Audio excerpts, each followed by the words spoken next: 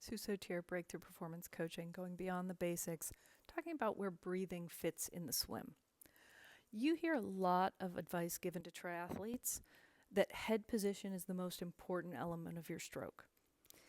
It's important, but it's not the most critical element because your head is going to move. It needs to move, and your body needs to be able to manage those movements in a way that doesn't disrupt you or stop you, quite frankly. The head has to move, and the neck does the moving. So you can bring your chin down to your chest. That's flexion, chin to the ceiling, extension, turning to the left, turning to the right. Those are rotation. You should be able to differentiate those when you're doing activities both on land and in the water. One is for breathing, one is for sighting. On land, it's typically pretty easy when your head is over your torso or close to your torso to support it. As you start trying to lift it through space, it gets a little bit harder because it's not being supported over your torso, over your legs, and you have to move that 10 to 12 pounds using the strength of your neck and controlling how you move the rest of your body when your neck is either tense or moving. And that goes for our sport as well. When you're swimming, if you're getting a breath, that's very good.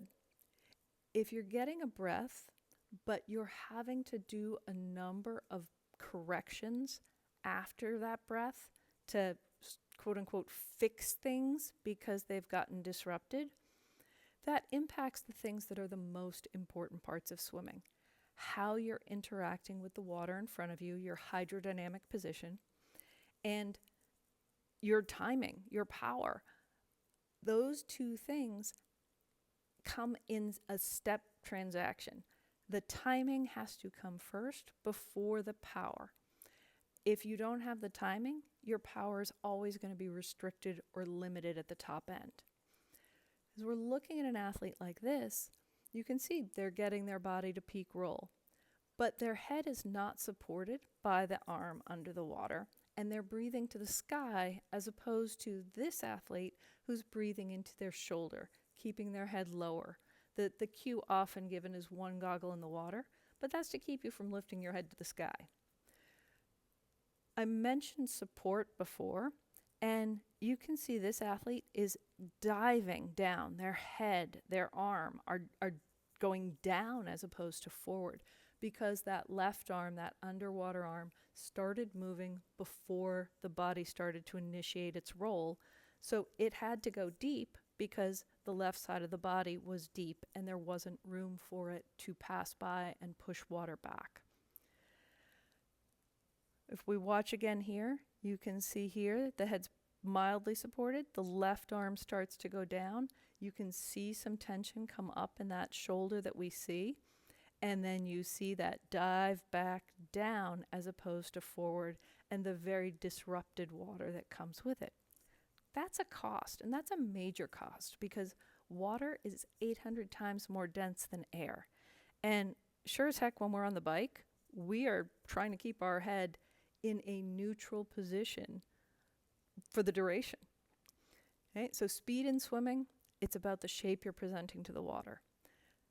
Timing in swimming has to work in a very synchronized pattern, or you can never really push the pace or push the power. And that relative timing piece includes the breath and the breathing.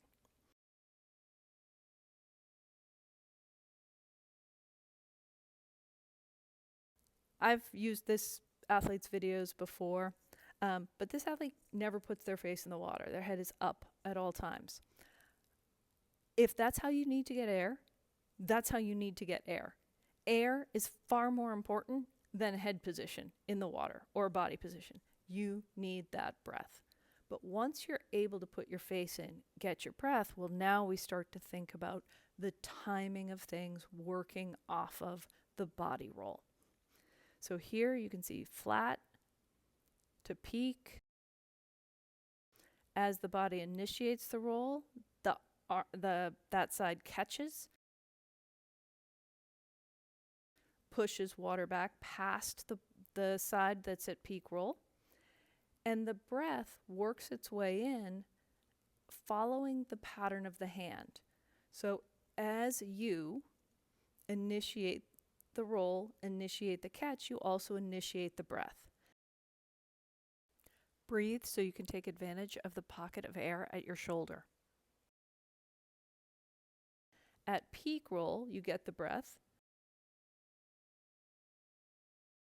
And then as you are returning that arm through the air to the front, your head turns back faster than your arm so that your body is able to roll into peak on the other side and push that arm into length without the head going up or down or sideways.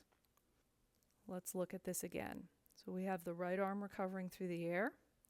We see the body moving to flat, initiating the roll on the other side, initiating the catch, initiating the breath. At peak roll, you're pushed into length on the right side, so there's support. There's room for the arm to travel easily above the air, and the head turns back faster than the arm so that the body can roll through and push that arm into length again, so that the shape that's encountering the oncoming water is a shape that allows you to knife through easily at the lowest energy cost possible. I have a new video software package that lets me put things in reverse. And I decided to do that because it lets you see that the swim is really not a continuous motion. Running, continuous. Cycling, pedaling that bike, continuous.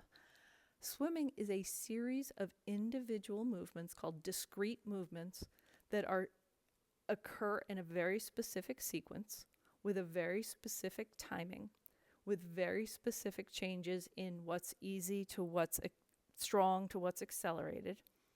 And each of those steps interacts with the one before it and interacts with the step that comes after it. And if any one of those steps in the sequence is not using the appropriate timing or the appropriate force, let me change that word, not using the most effective timing or the most effective force, you're going to have a limitation at the top end. Without timing, you cannot generate top end power. And when you have the body controlling things, it just starts to click the pace a little quicker.